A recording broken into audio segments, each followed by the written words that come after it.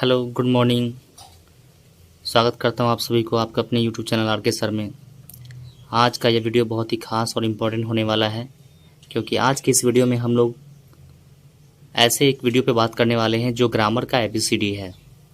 आप कह सकते हैं कि ग्रामर की शुरुआत जहाँ से होती है वहाँ से आज मैं वीडियो बनाने जा रहा हूँ। और यह वीडियो ऐसा होगा जैसा आपने कभी इससे पहले नहीं देखा होगा। मैं आपको चैलेंज कर सकता हूँ कि जितनी गहराई से और जितनी डीपली इसमें चीज़ें एक्सप्लेन की गई हैं उतनी एक्सप्लेनेशन आपने किसी और वीडियो में नहीं देखा होगा। तो ये जो आप देख रहे हैं ये हमारा नोट है जो मैंने अपने प्रिपरेशन के दौरान नोट्स को प्रिपेयर किए थे। तो आज मैं आपसे शेयर करने जा रहा हूँ और इसको एक्सप्लेन करने जा रहा हूँ। उम्मीद करता हूँ आपको बहुत कुछ सीखने को मिलेगा, ये मेरा आपसे प्रॉमिस है। तो प्लीज़ चैनल को सब्सक्राइब एंड वीडियो को लाइक करना ना भूलें। और एक रिक्वेस्ट और है कि प्लीज़ वीडियो को एंड तक देखें ताकि आपके सारे कॉन्सेप्ट्स क्लियर हों। तो सबसे फर्स्ट जो हमारा लाइन है नोट्स का वो है, हृदय की बातों को अभिव्यक्त करने वाले माध्यम को भाषा कहते हैं। सबसे पहले तो हम इंग्लिश को जानने से पहले ये समझे कि इंग्लिश एक लैंग्वेज है। तो लैंग्वेज होता क्या है? तो वैसा कोई भी मीडियम जो आपकी बातों को व्यक्त करे, अभिव्यक्ति को एक्सप्रेस कर दें, उसे कहते हैं भाषा यानी language. English is the mixture of every language and grammar is rule और लॉ। जो नेक्स्ट टॉपिक हमारे नोट्स में है, यदि अंग्रेजी को छोटे से छोटे टुकड़ों में तोड़ा जाए तो जो सबसे छोटा अंश प्राप्त होता है उसे अल्फ़ाबेट कहा जाएगा। मीन्स कि हम जो लेटर यूज़ करते हैं ABCD वो सब अल्फ़ाबेट्स कहलाते हैं। और आप जानते हैं कि 26 अल्फ़ाबेट हैं A to Z तक। जब एक से अधिक अल्फ़ाबेट्स आपस में मिलते हैं और उनसे कोई अर्थ निकलता है तो उसे वर्ड कहते हैं। बहुत ही स्टार्टिंग पॉइंट से मैं आपको समझाने की कोशिश कर रहा हूँ। सबसे फर्स्ट हम लोग क्या यूज़ करते हैं, लेटर, लाइक ABCD, इसे अल्फ़ाबेट कहते हैं। जब लेटर्स के कुछ ग्रुप्स होते हैं, 2 3 4 लेटर्स को हम मिला देते हैं और उससे एक कंप्लीट सेंस निकलता है तो उसे बोलते हैं word, like run, cricket, ETC। Next क्या होता है कि जब हम एक से अधिक वर्ड आपस में मिलाते हैं तो उनसे कोई अर्थ निकलता है, कोई कंप्लीट सेंस निकलता है, उसे सेंटेंस कहते हैं। लाइक वी प्ले क्रिकेट, तो यहाँ पे वी, प्ले और क्रिकेट क्या है, अलग अलग 3 वर्ड है जिसे एक साथ अरेंज कर दिया गया तो इससे एक कंप्लीट सेंस निकलता है, इसे कहेंगे सेंटेंस। अब हमारा जो मेन टॉपिक है वो स्टार्ट होता है इंट्रोडक्शन के बाद। किसी वाक्य को 3 प्रमुख भागों में विभक्त किया जा सकता है। मतलब जो भी सेंटेंस इंग्लिश में आप लिखते हैं उसके मेनली 3 पार्ट्स होते हैं, subject, verb and object. First question है, व्हाट इज सब्जेक्ट? सब्जेक्ट किसे कहते हैं? हम जिसके विषय में चर्चा करते हैं या जो किसी कार्य को करता है उसे सब्जेक्ट कहते हैं। सेंटेंस के अंदर जिसके बारे में हम डिस्कस करते हैं या काम को जो कर रहा होता है वही हमारा सब्जेक्ट होता है। Like India is the best, यानी यहाँ पे हम इंडिया के बारे में चर्चा कर रहे हैं तो इंडिया हमारा सब्जेक्ट हो गया। जिस शब्द से किसी कार्य के होने या करने का पता चले उसे वर्ब कहते हैं।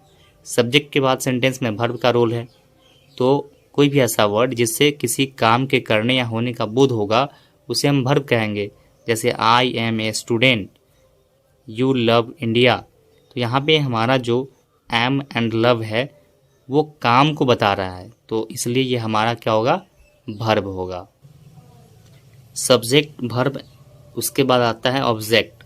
तो जो किसी के काम से प्रभावित होता है उसे कहते हैं ऑब्जेक्ट। सेंटेंस के अंदर जो काम हम करते हैं उससे जो प्रभावित होगा उसे कहेंगे object. Like we learn English, हम लोग इंग्लिश सीखते हैं, तो हमारा काम यहाँ पे क्या है, सीखना। तो क्या सीखते हैं, इंग्लिश, तो इंग्लिश हमारा ऑब्जेक्ट हो गया। सब्जेक्ट या तो नाउन रहेगा या प्रोनाउन। सब्जेक्ट सेंटेंस के अंदर या तो नाउन हो सकता है या प्रोनाउन हो सकता है। नाउन एक लैटिन शब्द है, इसका अंग्रेजी है नोन यानी निर्जीव और हिंदी है नाम, अर्थात संसार के समस्त नाम क्या है, नाउन है। कहते हैं भी हैं कि noun is a naming word, जितने भी इस दुनिया में नाम है वो सब नाउन के अंदर आते हैं। एग्जाम्पल के तौर पर राम, लक्ष्मण, मोबाइल, ईटीसी, ये सारे नाउन हैं।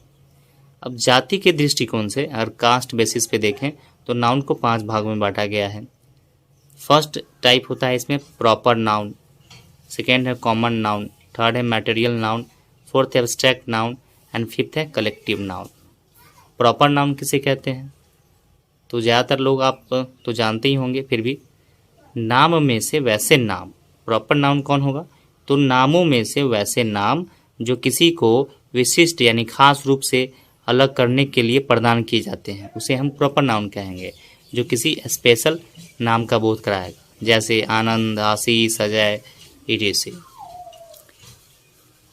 इस के साथ साथ हम कुछ रूल्स को भी पढ़ते चलेंगे। फर्स्ट रूल प्रॉपर नाउन के लिए क्या है, यह सिंगुलर रहता है और सिंगुलर क्रिया लेता है, मतलब प्रॉपर नाउन कभी भी सिंगुलर फॉर्म में होगा और सिंगुलर वर्ब का ही यूज़ करेगा। इसका प्रथम अक्षर कैपिटल लेटर होता है। प्रॉपर नाउन हमेशा कैपिटल लेटर से स्टार्ट होता है और इसके पहले प्रायः आर्टिकल से बचा जाएगा और प्रॉपर नाउन से पहले कभी भी आर्टिकल का प्रयोग नहीं होगा। ये 3 रूल आप प्रॉपर नाउन के बारे में याद रखेंगे। As for example India is the best, यहाँ पे इंडिया प्रॉपर नाउन है तो इसलिए ये इंडिया प्रॉपर नाउन है तो वर्ब भी सिंगुलर लेगा, ये हमेशा कैपिटल लेटर से स्टार्ट होगा और इसके साथ कोई भी आर्टिकल नहीं लगेगा। आगे बढ़ते हैं। अगला हमारा जो प्रॉपर नाउन के बाद टॉपिक है वो है कॉमन नाउन, वैसे नाम जिस पर सबका अधिकार हो। कहते हैं कॉमन नाउन मतलब जातिवाचक संज्ञा होता है और यह एक ऐसा नाउन है जिसमें समस्त दुनिया के चीज़ों को, वस्तुओं को, जातियों को शामिल किया जाता है, जिसमें समस्त लोग शामिल हो। तो वैसे नाउन जिस पर सबका अधिकार हो, एक का नाम लेने से उस प्रकार के समस्त जाति का बोध हो तो उसे हम कॉमन नाउन कहेंगे। एक कोई नाउन बोलिए और उससे पूरे जाति का बोध हो जाए तो उसे कॉमन नाउन कहते हैं। जैसे फादर, फादर कहने से पूरे दुनिया के जितने भी पिता हैं उनका बोध होता है। विलेज कहने से पूरी दुनिया में जितने भी गांव होंगे सभी गांवों का बोध हो जाता है। तो कॉमन नाउन के बारे में भी आपको कुछ रूल्स याद रखने हैं। वो रूल्स क्या क्या हैं, यह सिंगुलर भी हो सकता है और प्लूरल भी होता है। जैसे विलेज का विलेजेस हो सकता है, डॉग का डॉग्स हो सकता है। तो कॉमन नाउन सिंगुलर भी हो सकता है और प्लूरल भी हो सकता है। जब ये सिंगुलर रहेगा तो अपने पहले द लेगा, जब भी कॉमन नाउन को हम सिंगुलर फॉर्म में यूज़ करेंगे तो द के साथ यूज़ करेंगे। ये बहुत ही इम्पॉर्टेंट रूल है। जब यह प्लूरल रहेगा तो द नहीं लगेगा और जब आप कॉमन नाउन को प्लूरल के साथ यूज़ करेंगे प्लूरल फॉर्म में तो द नहीं लगेगा। Like the teacher is teaching, students are reading. अब यहाँ पे टीचर सिंगुलर फॉर्म में है इसलिए द लगा है और यहाँ स्टूडेंट्स प्लूरल फॉर्म में है इसलिए द नहीं लगेगा। कॉमन नाउन के बाद हमारा तीसरा टॉपिक है वो है मटेरियल नाउन यानी द्रव्यवाचक संज्ञा। तो नाम में से वैसे नाम जिनसे ऐसे वस्तु का बोध हो जिन्हें नाप या तौला जा सकता है, जिनसे किसी दूसरे वस्तु का निर्माण होता है, जिन्हें अलग अलग करके गिनना मुश्किल हो तो उसे मटेरियल नाउन कहते हैं। मतलब दुनिया का ऐसा कोई भी नाउन जो गिना नहीं जा सकता है, जिसे आप तौल या माप सकते हैं, उसे मटेरियल नाउन कहते हैं। As for example gold, water, ETC. इसके भी कुछ रूल्स हैं। यह हमेशा सिंगुलर रहता है, मटेरियल नाउन हमेशा सिंगुलर फॉर्म में रहता है और सिंगुलर वर्ब ही लेता है। मटेरियल नाउन से पहले प्रायः आर्टिकल का प्रयोग नहीं होगा। कोई भी मटेरियल नाउन आर्टिकल का प्रयोग उसके साथ नहीं होता है। As for example water is precious. लेकिन इसके कुछ एक्सेप्शनल रूल्स भी है। परंतु ड्रैग्स यानी तलछट, लिक्विड पर जमा धूल या कण, इसका मतलब होता है एक ऐसा मटेरियल नाउन है जो मटेरियल नाउन होने के बावजूद प्लूरल है। कौन सा noun? Dregs. Like dregs are sticking यानी दुर्गंध देना। तो ड्रैग्स एक एक्सेप्शनल मटेरियल नाउन है। नेक्स्ट टाइप हमारा है एब्स्ट्रैक्ट नाउन। वैसे नाउन या वैसे नाम जिनसे ऐसी अवस्था का बोध हो जिसे देखा या छुआ नहीं जा सके बल्कि केवल अनुभव किया जा सके, उसे एब्स्ट्रैक्ट नाउन कहेंगे। जैसे लव, डेथ, कोल्ड, etc। इसके भी रूल्स हैं। ये सदैव सिंगुलर रहेंगे। एब्स्ट्रैक्ट नाउन हमेशा सिंगुलर रहते हैं और सिंगुलर वर्ब लेते हैं। एब्स्ट्रैक्ट नाउन से भी पहले आर्टिकल का यूज नहीं होता है। जैसे लव इज ब्लाइंड, लव एक एब्स्ट्रैक्ट नाउन है, इसलिए यहाँ पे आर्टिकल का यूज नहीं होगा और यह हमेशा सिंगुलर होता है तो सिंगुलर वर्ब ही लेगा। तो मैं काफ़ी अच्छे तरीके से आपको रूल्स के साथ साथ उसके एरर भी बताता जा रहा हूँ कि कैसे वो एरर हो सकता है और उसके सॉल्यूशन कैसे होंगे। अगला टॉपिक है हमारा कलेक्टिव नाउन यानी समूहवाचक संज्ञा। तो वैसे नाम जिनमें संग्रह का बोध हो, समूह का बोध हो या संगठन का बोध हो उसे कलेक्टिव नाउन कहते हैं। जैसे पार्लियामेंट, फर्नीचर, पुलिस, etc। इसके भी कुछ रूल्स हैं। कलेक्टिव नाउन जो स्वयं नाउन का प्रकार है, इसके भी 3 प्रकार होते हैं खुद में। कलेक्टिव नाउन के भी खुद में 3 प्रकार होते हैं। कलेक्टिव नाउन के 3 प्रकार में पहला जो टाइप है वो है जनरलाइजिंग कलेक्टिव नाउन, सेकेंड है ग्रुप कलेक्टिव नाउन, थर्ड है distributive collective noun. Generalising collective noun क्या होता है? तो भीड़ में से वैसे भीड़, समूह में से वैसे समूह जो अलग अलग प्रकार के सदस्यों से निर्मित होते हैं उन्हें कहते हैं जनरलाइजिंग कलेक्टिव नाउन। जैसे फर्नीचर, क्रॉकरी, मशीन, etc। ये कलेक्टिव नाउन सिंगुलर रहते हैं और सिंगुलर वर्ब भी लेते हैं।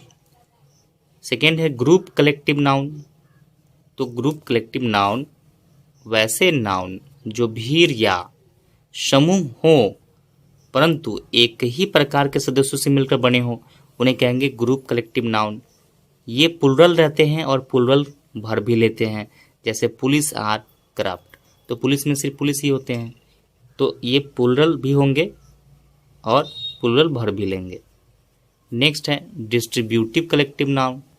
डिस्ट्रीब्यूटिव कलेक्टिव नाउन में क्या होगा? वैसे भीड़ या समूह जो कभी तो आपस में एक रहते हैं और कभी आपस में अलग रहते हैं उसे कहेंगे डिस्ट्रीब्यूटिव कलेक्टिव नाउन। जैसे पार्लियामेंट, कमेटी। जब ये आपस में एक रहते हैं तो सिंगुलर समझे जाते हैं और सिंगुलर वर्ब लेते हैं। जैसे the jury is United. Jury क्या होता है? तो जजों के ग्रुप को बोलते हैं ज्यूरी। तो आप देख सकते हैं कभी कभी जज किसी फैसले पे एक साथ होते हैं तो जब एक साथ होंगे तो सिंगुलर समझे जाएंगे और सिंगुलर वर्ब यूज होगा। जब ये आपस में अलग अलग होते हैं प्लुरल समझे जाते हैं और प्लुरल वर्ब लेते हैं। जैसे द ज्यूरी आर डिवाइडेड।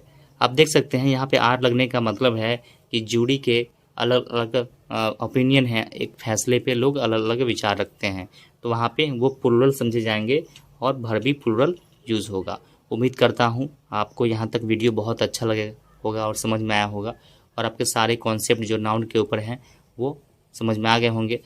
अगला जो भी टॉपिक है वो मैं नेक्स्ट वीडियो में कवर करूँगा। तब तक के लिए thank you so much for watching.